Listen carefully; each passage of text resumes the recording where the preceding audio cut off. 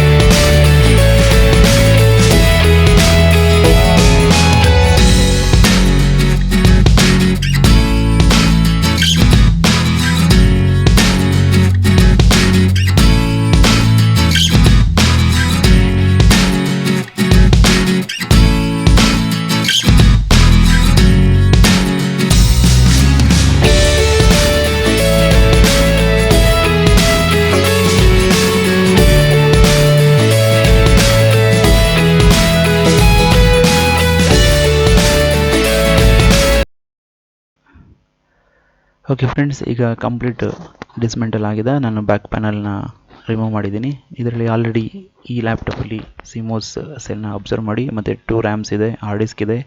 ನನಗೆ ತೋರಿಸ್ತಾರೆ ಅಂಥದ್ದು M.2 ಸ್ಲಾಟ್ ಇರುವಂತಹ ಜಾಗ. ಪ್ರೊಸೆಸರು ಮತ್ತು ಡಸ್ಟ್ ಏನಾರು ಇದ್ದರೆ ಸಣ್ಣ ಪುಟ್ಟದೆಲ್ಲ ಕಂಪ್ಲೀಟ್ ಕ್ಲೀನ್ ಮಾಡ್ಕೊಳ್ಳೋಣ. ಮತ್ತು ಇದಕ್ಕೆ ಕ್ಯಾಡಿ ಡ್ರೈವ್ ಯೂಸ್ ಮಾಡ್ಕೊಂಡು ಸಹ ಅಡಿಷ್ನಲ್ ಸ್ಟೋರೇಜ್, ಟೋಟಲ್ 3 ಸ್ಟೋರೇಜ್ನ ಯೂಸ್ ಮಾಡ್ಬೋದು. Primary storage, secondary storage and caddy drive ಸ್ಟೋರೇಜ್ನ ಸಹ ನಾವು ಇದರಲ್ಲಿ ಯೂಸ್ ಮಾಡ್ಕೋಬೋದು. ಓಕೆ ರೈಟ್, ಸಣ್ಣ ಪುಟ್ಟ ಡಸ್ಟ್ ಇದೆ, ಅದೆಲ್ಲ ಡಸ್ಟನ್ನು ನಾವು ಸ್ವಲ್ಪ ಕ್ಲೀನ್ ಮಾಡ್ಕೊಳ್ಳೋಣ. ಡಸ್ಟ್ ಕ್ಲೀನ್ ಮಾಡೋದಕ್ಕೆ ನಾನು ಹೊರಗಡೆ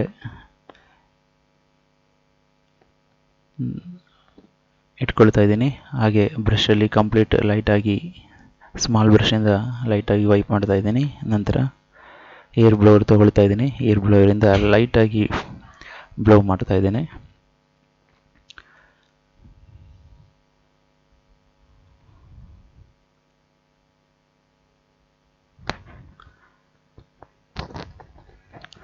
ಓಕೆ, ಕಂಪ್ಲೀಟ್ ಡಸ್ಟ್ ಕ್ಲೀನ್ ಆದ ನಂತರ ಅದೇ ರೀತಿಯೇ ಕೀಬೋರ್ಡ್ ಜಾಗ,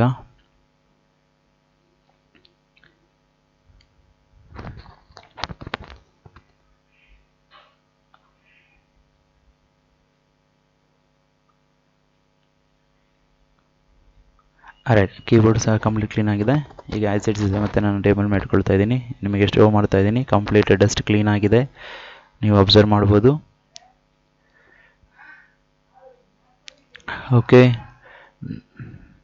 ರೈಟ್, ನೆಕ್ಸ್ಟ್ ಈಗ SSD M.2 SSD already purchased for additional space. ನಾನೀಗ ಇದನ್ನು okay, even back panel dust ಸಹ ಕಂಪ್ಲೀಟ್ ಕ್ಲೀನ್ ಆಗಿದೆ. ಓಕೆ, SSD ಆಲ್ರೆಡಿ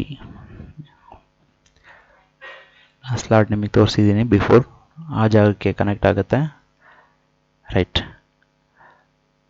ನಾನೀಗ EVM SSD ತಗೊಂಡಿದ್ದೀನಿ. ಓಕೆ, ಅದನ್ನು ಕನೆಕ್ಟ್ ಮಾಡ್ತಾ ಇದ್ದೀನಿ. ರೈಟ್, ಈ ಜಾಗಕ್ಕೆ ಕನೆಕ್ಟ್ ಮಾಡಬೇಕು. ಅದ್ರ ಕೆಳಗಡೆ ಒಂದು ನಟ್ ಇರುತ್ತೆ. ಫಸ್ಟ್ ಆ ನಟ್ಟನ್ನು ನಾವು ರಿಮೂವ್ ಮಾಡ್ಕೊಳ್ಳೋಣ. ನಟ್ ರಿಮೂವ್ ಆದ ನಂತರ ಆ್ಯಸ್ ಇಟ್ ಈಸ್ ಆ ನಟ್ಟನ್ನು SSD M.2 ಫಿಕ್ಸ್ ಮಾಡಿದ್ಮೇಲೆ ಗ್ರಿಪ್ಪರ್ಗೆ ಯೂಸ್ ಮಾಡಬೇಕಾಗತ್ತೆ. ಓಕೆ, ಅದು ಲೂಸ್ ಕನೆಕ್ಷನ್ ಆಗಬಾರ್ದು ಅಂತೇಳಿ ಈ ಥರ ನಟ್ ಕೊಟ್ಟಿರ್ತಾರೆ. ಕಂಪ್ಲೀಟ್ ಫಿಟ್ಟಿಂಗ್ ಆಗಿದೆ. Okay, let me check. ಈಗ ಬಯೋಸ್ಗೆ ಹೋಗೋಣ. ಬಿಫೋರ್ ದಟ್ ಅಲ್ಲಿ D drive, charger, battery, back panel, charger, everything ಆಗಿದೆ. ಫಿಟ್ಟಿಂಗ್ ಮಾಡೋಕ್ಕಿಂತ ಮುಂಚೆ ಒಂದ್ಸಲಿ ಡಿಸ್ಪ್ಲೇ ಚೆಕ್ ಮಾಡ್ಕೊಳ್ಳೋಣ.